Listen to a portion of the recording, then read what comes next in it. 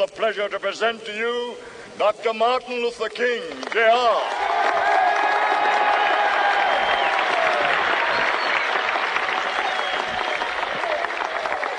I am happy to join with you today in what will go down in history as the greatest demonstration for freedom in the history of our nation.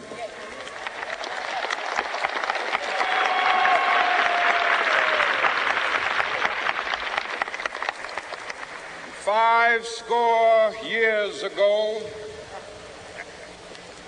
a great American in whose symbolic shadow we stand today signed the Emancipation Proclamation. This momentous decree came as a great beacon light of hope to millions of Negro slaves who had been seared in the flames of withering injustice. It came as a joyous daybreak to end the long night of their captivity. But 100 years later, the Negro still is not free. 100 years later, the life of the Negro is still sadly crippled by the manacles of segregation and the chains of discrimination. 100 years later, the Negro lives on a lonely island of poverty in the midst of a vast ocean of material prosperity. 100 years later, the Negro is still languished in the corners of American society and finds himself in exile in his own land. And so we've come here today to dramatize a shameful condition. In a sense, we've come to our nation's capital to cash a check. When the architects of our republic wrote the magnificent words of the Constitution and the Declaration of Independence, they were signing a promissory note to which every American was to fall heir. This note was a promise that all men, yes, black men as well as white men, would be guaranteed the unalienable rights of life, liberty, and the pursuit of happiness. It is obvious today that America has defaulted on this promissory note insofar as her citizens of color are concerned.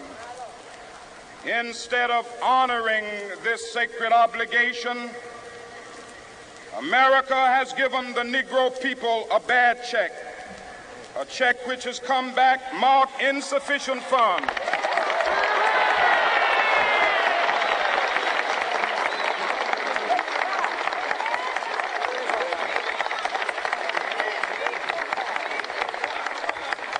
But we refuse to believe that the Bank of Justice is bankrupt.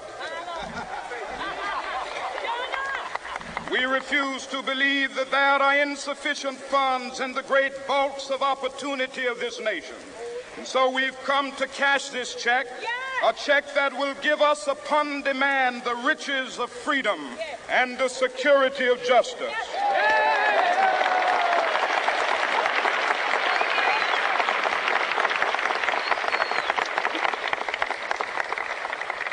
We have also come to this hallowed spot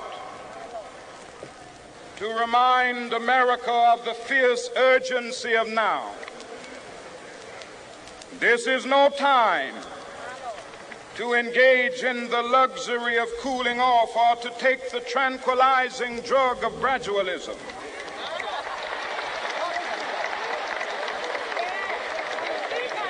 Now is the time to make real the promises of democracy.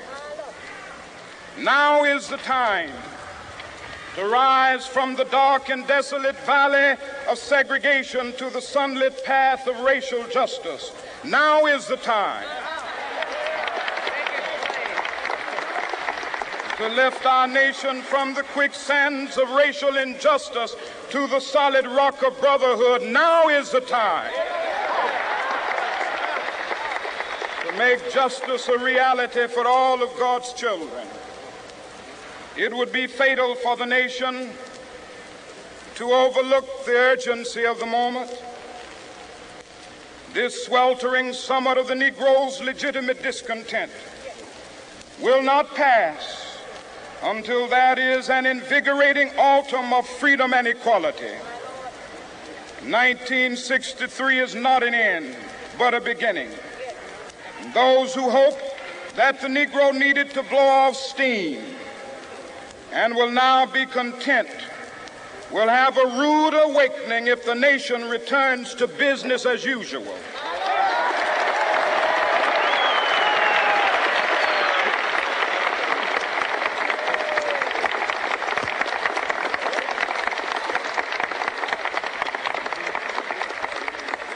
There will be neither rest nor tranquility in America until the Negro is granted his citizenship rights. The whirlwinds of revolt will continue to shake the foundations of our nation until the bright day of justice emerges. But that is something that I must say to my people who stand on the warm threshold which leads into the palace of justice. In the process of gaining our rightful place, we must not be guilty of wrongful deeds. Let us not seek to satisfy our thirst for freedom by drinking from the cup of bitterness and hatred.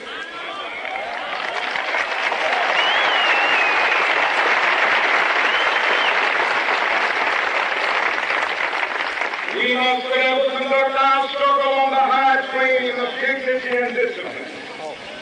We must not allow our creative protests to degenerate into physical violence.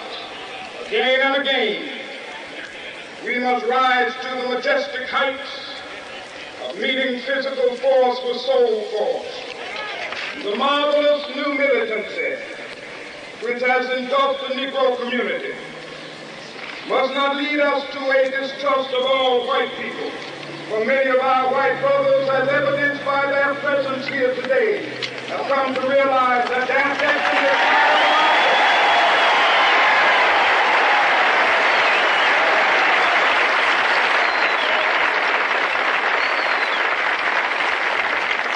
They have come to realize that their freedom is inextricably bound to our freedom.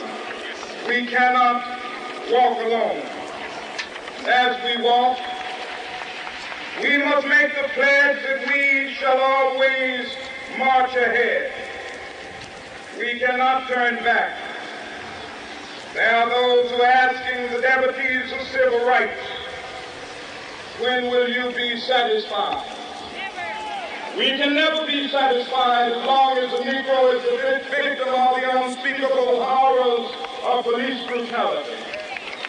We can never be satisfied as long as our body is heavy with the fatigue of travel, cannot gain lodging in the motels of the highways and the hotels of the city.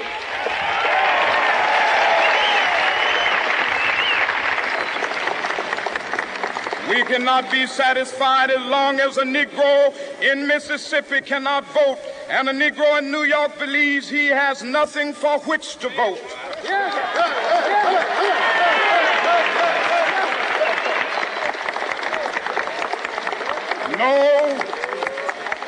No, we are not satisfied, and we will not be satisfied until justice rolls down like waters and righteousness like a mighty stream.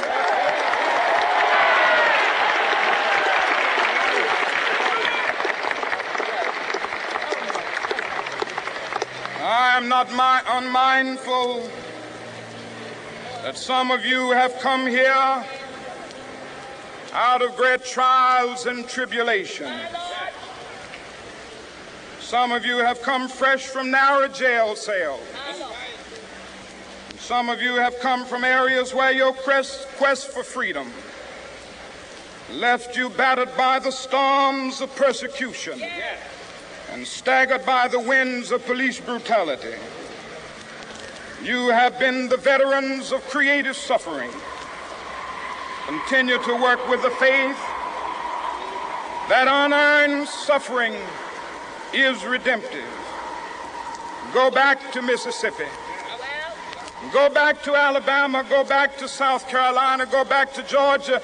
Go back to Louisiana. Go back to the slums and ghettos of our northern cities, knowing that somehow this situation can and will be changed.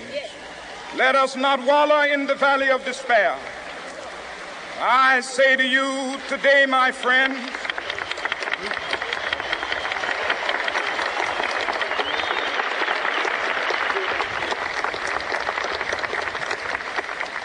so even though we face the difficulties of today and tomorrow, I still have a dream.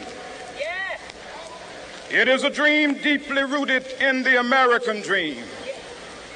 I have a dream that one day this nation will rise up and live out the true meaning of its creed. We hold these truths to be self-evident, that all men are created equal.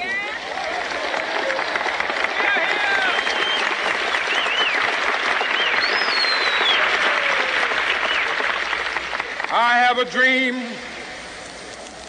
that one day on the red hills of Georgia, the sons of former slaves and the sons of former slave owners will be able to sit down together at the table of brotherhood.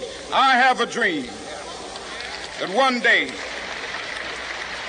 even the state of Mississippi, a state sweltering with the heat of injustice, sweltering with the heat of oppression, will be transformed into an oasis of freedom and justice. I have a dream that my 4 little children will one day live in a nation where they will not be judged by the color of their skin, but by the content of their character. I have a dream today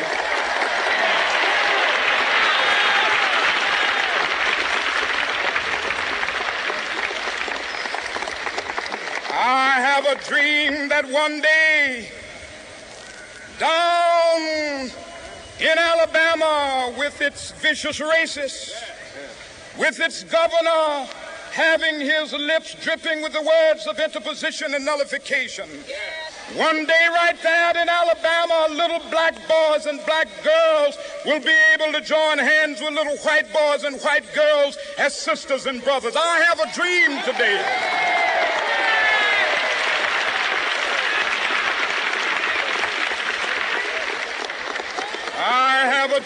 that one day every valley shall be exalted, and every hill and mountain shall be made low. The rough places will be made plain, and the crooked places will be made straight, and the glory of the Lord shall be revealed, and all flesh shall see it together. This is our hope. This is a faith that I go back to the South with. With this faith, we will be able to hew out of the mountain of despair a stone of hope. With this faith, we will be able to transform the jangling discords of our nation into a beautiful symphony of brotherhood. With this faith, we will be able to work together, to pray together, to struggle together, to go to jail together, to stand up for freedom together, knowing that we will be free one day. This will be the day. This will be the day when all of God's children will be able to sing with new meaning, "My country, tears of thee. Sweet land of liberty, of thee I sing. Land where my fathers died, land of the pilgrim's pride. From every mountainside, let freedom ring. And if America is to be a great nation, this must become true. And so let freedom ring. From the prodigious hilltops of New Hampshire, let freedom ring. from the mighty mountains of New York. Let freedom ring from the heightening Alleghenies of Pennsylvania. Let freedom ring from the snow-capped Rockies of Colorado. Let freedom ring from the curvaceous slopes of California. But not only that, let freedom ring from Stone Mountain of Georgia. Let freedom ring from Lookout Mountain of Tennessee. Let freedom ring from every hill and molehill of Mississippi, from every mountainside. Let freedom ring, and when this happens, when we allow freedom ring, when we let it ring from every village and every hamlet, from every state and every city, we will be able to speed up that day when all of God's children, black men and white men, Jews and Gentiles, Protestants and Catholics, will be able to join hands and sing in the words of the old Negro spiritual, free at last, free at last. Thank God Almighty, we are free at last.